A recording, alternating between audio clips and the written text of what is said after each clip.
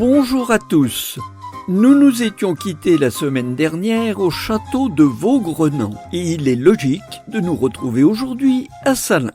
Vous savez que nous voyageons en toponymie et vous ne serez pas surpris par l'origine de Salins, tant elle est évidente. Nous sommes bien sûr au pays du sel.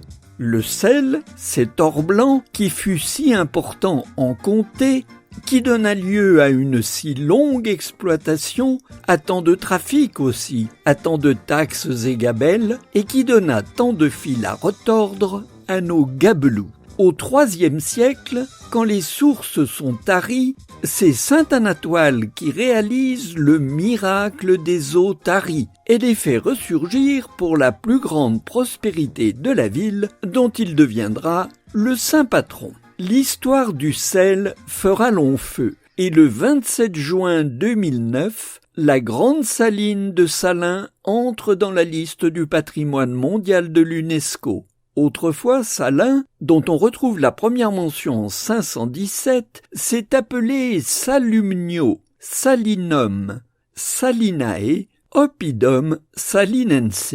En fait, malgré l'importance du sel dans le Jura, la toponymie a été peu impactée, sauf deux exceptions notoires, Salins et Lons-le-Saunier. Filons sud-ouest pour reprendre la 83. Nous arrivons dans des zones d'Arsures, les Arsures et Montigny-les-Arsures. Voilà qui va nous rapprocher du Brésil et de Bolsonaro. Non, ne prenez pas peur, je m'explique. On a tous regretté le traitement par le feu et à grande échelle de l'Amazonie.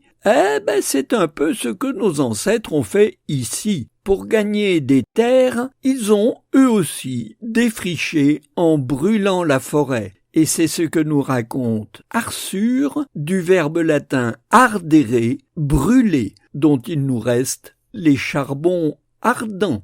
Au XIIe siècle, un arcin était un incendie, et parfois comme ici, volontaire pour obtenir une terre débarrassée de sa végétation par brûlis, une terre ardérée, aride, mais avant bien sûr que le travail de l'homme ne la rende fertile. Arsure, Arsurette et Montigny-les-Arsures sont de même construction.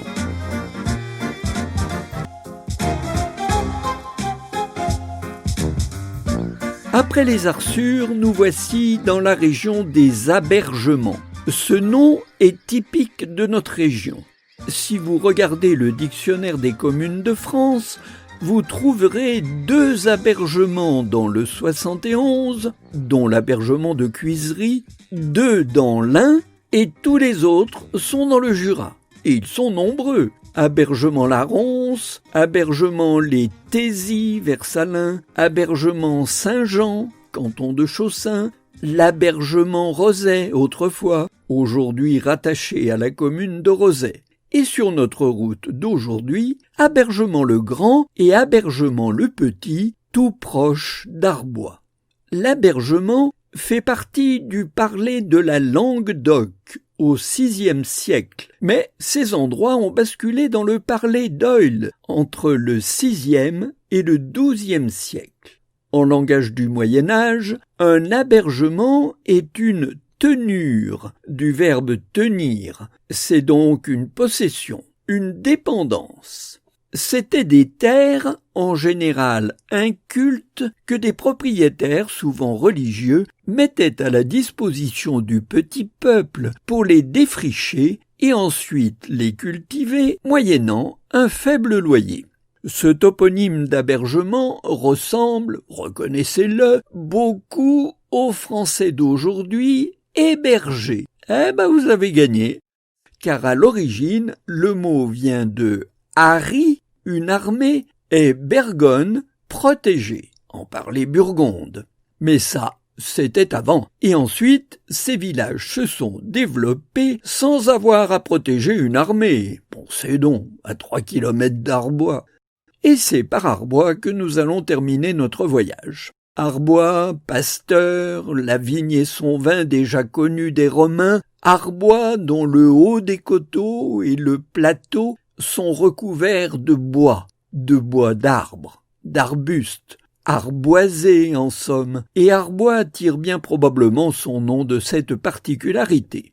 On retrouve ses anciens noms, Arbos, Arbosius, Arbosium, et chacun sait qu'aujourd'hui encore, un arboretum est un lieu planté d'arbres.